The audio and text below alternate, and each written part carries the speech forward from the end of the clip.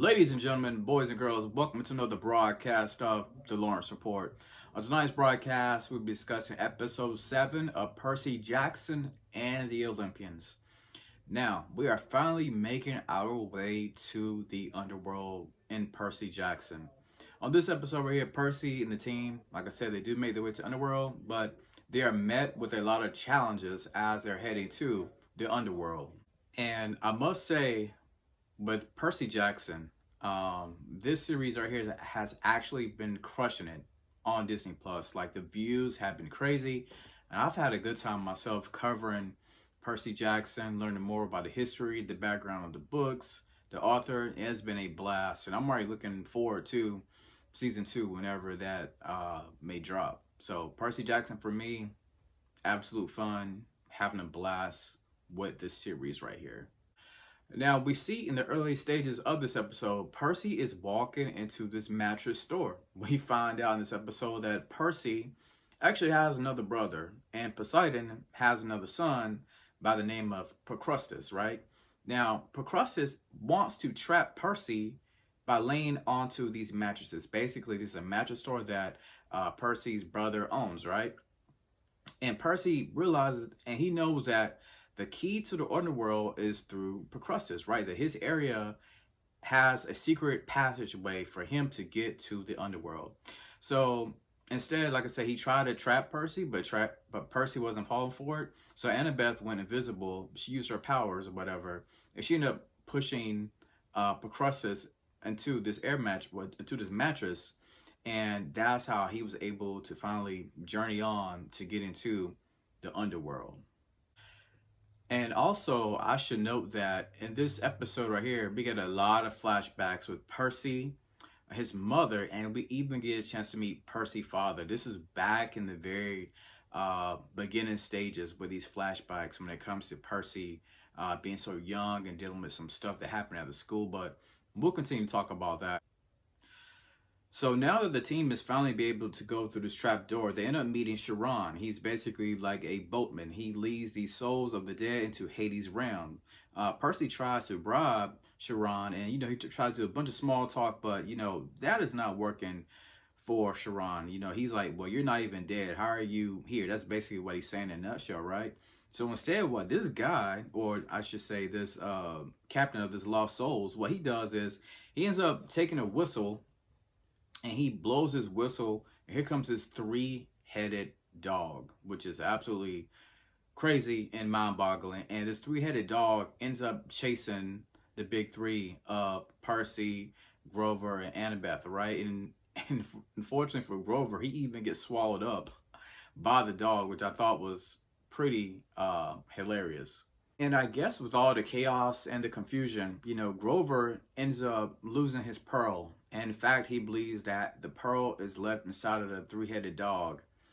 But, Annabeth is like, listen, we still got to keep on moving. Because, those pearls are supposed to basically, help them out when they're in horrible times. And for Grover, again, I don't know how he lost his, but he picked the wrong time to lose his pearl, put it like that. So as the team continues to journey throughout the underworld, they end up going to Asphodel. And in this place right here, Annabeth ends up getting stuck, right? Because she's dealing with a regret. And according to lore, back in the old folk tales, if you are basically dealing with regret, you end up getting stuck there for a minute, right? So at the same time, the team discovers roots at that location as well. So Annabeth tells them, go ahead, go, just keep going. I'll be okay. I'll figure this out. And she uses those pearls. Those pearls are a key basically to helping this trio escape a lot of their problems that they run into throughout the tail end of this series right here. It should also be noted that, as Percy and Grover, they basically tag teaming on various parts of this episode, we do see them ending up going to another area in which, Grover's shoes, they have these wings, right? And these wings are basically flying Grover around this area. But eventually Percy pulls out his sword and he basically stops Grover. And the shoes that we saw, I forgot what episode, but it's like in in the early episodes where we saw that he had those shoes on, the shoes ended up flying off Grover's feet, and everything seemed to be okay. That's what we think, right? But unfortunately, there is a bag, and in this bag, we discover, in Percy's bag, we discover that it is actually a thunderbolt.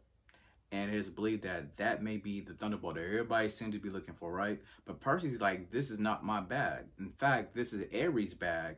So now we're starting to wonder, has Ares tricked everybody when it came to the situation, when it came to the hunt for the Master Thunderbolt? So now we finally get a chance to finally meet Hades. Now, Hades isn't as dark and as menacing as I thought he was going to be.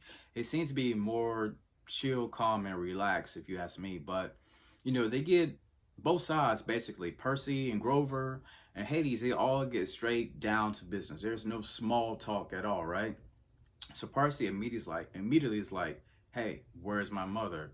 And Hades is like, well, hey, it's nice to meet you as well. I guess you already know who I am. I know you. So yeah, let's get down to business, shall we? So we end up seeing Percy's mother. Of course, she is still like a golden statue, right? But Percy is asking questions about the Master Bolt. And Hades is like, listen, I ain't got nothing to do with it. I'm not in no concern about the war between the family. I just want my Helm of Darkness back, right? But of course, Percy and Grover, they still believe that Hades still has something to do with the bolt. But again, he's saying, no, it wasn't me at all. So, like I said, Hades, he makes his plea that he's not in cahoots with Ares, actually, right? So for Percy, he realizes then that it's actually Kronos who may have been the one that took Zeus's Master Thunderbolt. In fact, we know Kronos is the father of many gods, and Percy believed that it could have been him because him and Zeus have had beef for quite some time. Not to mention, Kronos is in a million pieces in Tartarus, right? So, for Hades, he's like, I can offer you guys a place, a sanctuary, a place to stay. If y'all need my help, let me know. But Percy's like, no, we got this on our own. So they end up using their pearls to basically escape the underworld. So let's switch gears. In this episode right here, we see a lot of flashbacks with a young Percy Jackson at the time, very young. And he doesn't know that he's been, gifted with these special abilities. Basically like a young demigod, right? In fact, he's caught in between talking between the principal and his mother. And the principal is saying, he's been seeing, Pegasus, which is like a winged horse, right? And he went after chasing him.